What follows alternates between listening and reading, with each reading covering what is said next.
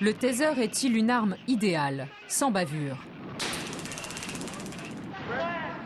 Son usage par les forces de l'ordre se banalise. Se faire taseriser est même entrer dans le vocabulaire outre-Atlantique. Cette arme est fabriquée par la société Taser International, basée à Phoenix, en Arizona. Tom Smith est le PDG de Taser International. Il a fondé la société avec son frère il y a 15 ans. Aujourd'hui, ils sont les leaders mondiaux de la vente d'armes à impulsion électrique. L'entrée ressemble à une navette spatiale.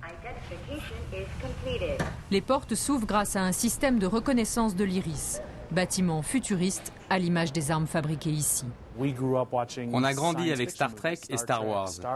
Et on s'est dit pourquoi ne pas fabriquer le phaser comme dans Star Trek. C'est une arme idéale pour stopper une situation qui tourne mal. Et cela sans blesser ou tuer quelqu'un. Exceptionnellement, Tom Smith accepte de nous faire visiter l'usine située au premier étage de l'établissement. Rares sont ceux qui ont pu y pénétrer.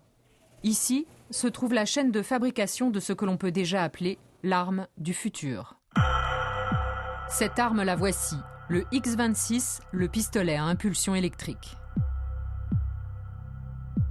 Le X-26 est notre best-seller. Il représente 90% de nos ventes aux forces de l'ordre.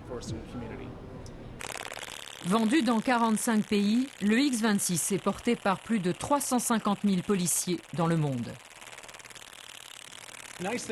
Ce qui est bien, c'est que les forces de l'ordre dans le monde entier sont en train de se standardiser.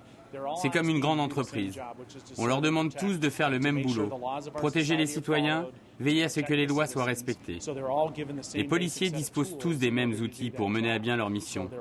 Une arme à feu, du gaz lacrymogène et des menottes. Je suis sûr qu'un jour ils auront tous un taser. Parce que le taser va révolutionner leur façon de travailler. Pour mieux comprendre comment cette arme aurait révolutionné le métier de policier, nous avons droit à une démonstration au milieu des bureaux.